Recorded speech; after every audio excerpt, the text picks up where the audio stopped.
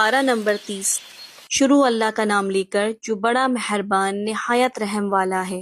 ان فرشتوں کی قسم جو ڈوب کر کافروں کی جان کھینچ لیتے ہیں، اور ان کی جو مومنوں کی جان آسانی سے نکالتے ہیں، اور ان کی جو تیرتے ہوئے جاتے ہیں پھر لپک کر آگے بڑھتے ہیں، پھر دنیا کے کاموں کا انتظام کرتے ہیں کہ وہ دن آ کر رہے گا جس دن وہ زلزلہ آئے گا، پھر اس کے پیچھے اور زلزلہ آئے گا۔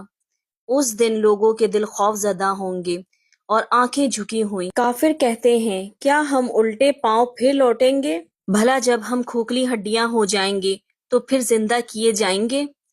کہتے ہیں کہ یہ لوٹنا تو سراسر نقصان کا لوٹنا ہوگا، تو بس وہ ایک ڈانٹ ہوگی، اس وقت وہ سب میدان حشر میں جمع ہوں گے۔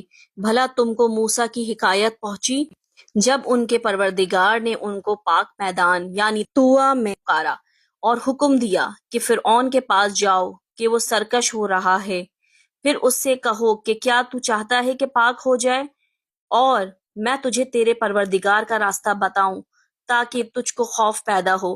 غرض انہوں نے اس کو بہت بڑی نشانی دکھائی مگر اس نے جھٹلایا اور نہ مانا، پھر لوٹ گیا اور تدبیریں کرنے لگا۔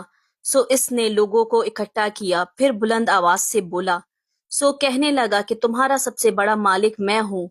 تو اللہ نے اس کو دنیا اور آخرت دونوں کے عذاب میں پکڑ لیا۔ جو شخص اللہ سے ڈر رکھتا ہے اس کے لیے اس قصے میں عبرت ہے۔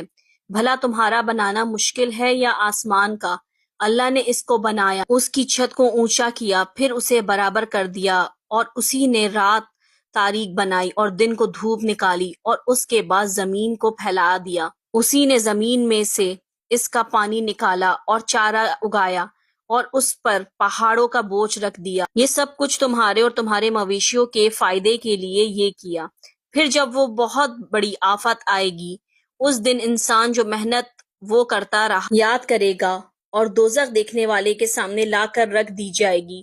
اب جس نے سرکشی کی اور دنیا کی زندگی کو مقدم رکھا تو اس کا ٹھکانہ دوزخ ہی ہے، اور جو اپنے پروردگار کے سامنے کھڑے ہونے سے ڈرتا رہا اور نفس کو بیجا خواہشوں سے روکتا رہا تو اس کا ٹھکانہ بہشت ہی ہے۔ اے پیغمبر صلی اللہ علیہ وسلم، لوگ تم سے قیامت کے بارے میں پوچھتے ہیں کہ اس کی آمد کب ہے، سو تم اس کے ذکر کی طرف سے کس فکر میں ہو؟ اس کا منتہا یعنی واقع ہونے کا وقت تمہارے پروردگار ہی کو معلوم ہے۔